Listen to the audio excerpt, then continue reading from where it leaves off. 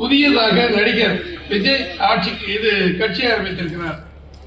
அருமை தம்பி நம்முடைய பரமசம் அவர்களும் நம்முடைய பழனிசாமி சொல்லியதை போல அவர் நம் தம்பிகள் ஒருவர், அவர் அரசியலுக்கு வருவது எங்களுக்கு எந்த பொறாமையும் கிடையாது, எந்த பிரச்சனையும் கிடையாது. ஆனால் பில்டப் கொடுப்பது என்பது மிக பயங்கரமாக கொடுக்கிறார்கள். அதுதான் அது ஏற்றுக்கொள்ள முடியாத ஒரு பில்டப். புரட்சித் தலைவர் எம்ஜிஆரோடு இருந்து 72 இருந்து அவர் படங்களை பார்த்து வளர்ந்து தவறான செய்திகளை யாரும் செய்யக்கூடாது என்று உணர்ந்து இத்தனை உள்ள காலம் வாழ்ந்து கொண்டிருக்கிற அதிமுக தோழர்களை பார்த்து ஊழல் கட்சி, மோசமான கட்சி என்று சொல்லி அதிமுகவை குறை சொல்லி பேசுகிறார் விஜய் என்று சொன்னதற்கு பிறகுதான் 3 தினங்களாக அவருடைய குறைகளை நாங்கள் எல்லாம் சொல்லி வருகிறோம்.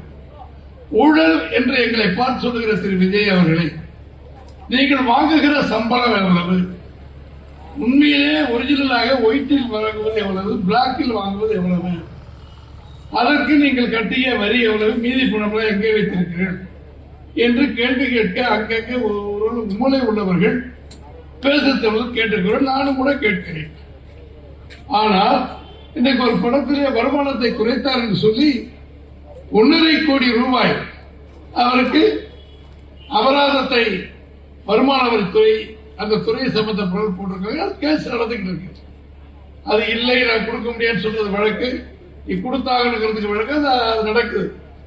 ஆக இவர் சரி மறைத்திருக்கிறார் என்று ஒரு வழக்கு இருக்கிறது. தம்பி பரமசிவம் சொன்னார்கள் 200 ரூபாய் டிக்கெட் தியேட்டரில் விதிக்கப்பட்டிருக்கிறது. அது 2000 ரூபாய்க்கு விற்கப்படுகிறது. அந்த பணம் பட தயாரிகளுக்கு போகிறது. அப்படி போவதனால்தான் அவர் பணத்துக்கு மரியாதை கூடுகிறது. அவருக்கு 500 கோடி 1000 கோடி ரூபாய் சம்பளமாக தருகிறார்கள். அதை பெற்றுக் கொண்டிருக்கிற திரு விஜய் அவர்கள் நேற்றைக்கு முன்தினம் டிவியில பேசுகிறார். எனக்கு ஒரு பைசாவை நான் ஆளுங்கட்சியில் இருப்பேன் தொட மாட்டேன், அது எனக்கு தேவையில்லை. ஏன்னா ஏற்கனவே டிக்கெட் வித்து அதிகமாக கொள்ளையடித்து அந்த பணம்லாம் எனக்கு இருக்கிறது, அரசாங்கத்தில் ஒரு பணம் அல்லது வேற வழியில் வர்றது எனக்கு தேவையில்லை என்கிறார். இது நான் வெளியே சொல்ல வேண்டிய அவசியமே இல்லை. எதுக்கு சொல்றீங்க, உங்களை யார் அதை எடுக்கிறீங்கன்னு சொன்னாங்க? யாருமே சொல்லல. நீங்க இவர் யார் இந்த தமிழ்நாட்டில் 1947 சுதந்திரம் வந்து 67 வரை இந்த நாட்டை ஆண்டவர்கள் காங்கிரஸ் திரு காமராஜ் அவர்கள், பக்தவச்சலம் அவர்கள் மற்றும் உள்ள தலைவர்கள், அங்கே டெல்லியிலே திரு ஜவஹர்லால் நேரு அவர்கள், அவருக்கு பின்னால் இந்திரா காந்தி அம்மையார், ராஜீவ் காந்தி, இவ்வளவு பேர் இருக்காங்க.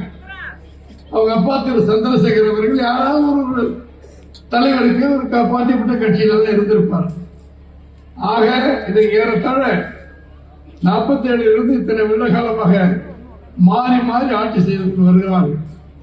3 முறை உத்தரப்பிரதேச முதலமைச்சராக, 3 முறை இந்திய பாரதத்தினுடைய பிரதமராக, இன்றைக்கு செங்கோல் ஏற்றி ஒரு ஆண்மைத்திறன் உள்ள ஊழல் இல்லாத அரசியல்வாதியாக பிரதமர் நரேந்திர மோடி இருக்கிறார் சொன்னால், அவரையும் சேர்த்து ஊழல் கட்சி என்று சொன்னால் என்ன அர்த்தம்? எங்களை பார்த்து ஊழல் கட்சி என்று நாங்கள் முடிந்து ஆட்சியை எதிர்க்க என்னென்னமோ சொல்லி கடைசியில் எம்ஜிஆர் மனதை மாற்றி விட்டார் திரு கருணாநிதி அவர்கள்.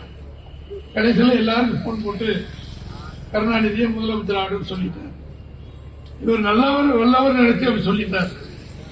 ஆனால் கருணாநிதி முதலமைச்சர் ஆனதற்கு பிறகு 67 69 பிறகு 70 71 72 3 வருடங்களிலே எங்கு பார்த்தாலும் லஞ்சம் ஊழல்.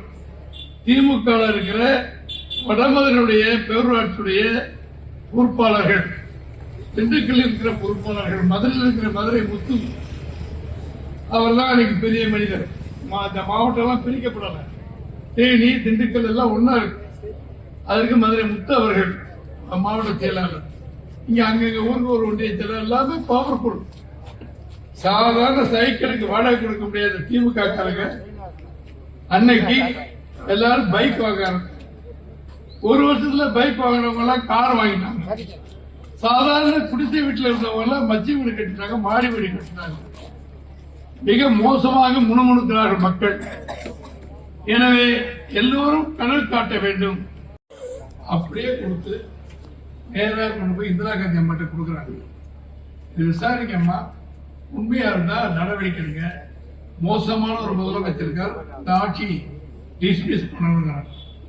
சர்க்காரியாங்கிற ஒரு நீதிபதியை வச்சு இந்திரா காந்தி அம்மையார் விசாரிக்கிறாங்க. அவர் தீர்ப்பு கொடுக்கிறார்.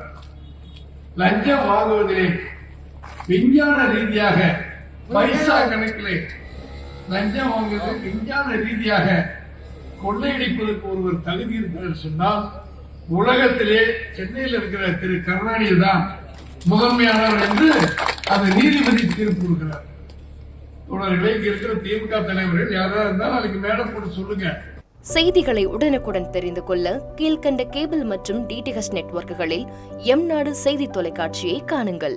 பாதகம் செய்பவரை கண்டால் நாம் பயம் கொள்ளலாகாது பாப்பா. மோதி மிதித்து விடு பாப்பா, அவர் முகத்தில் உமிழ்ந்து விடு பாப்பா.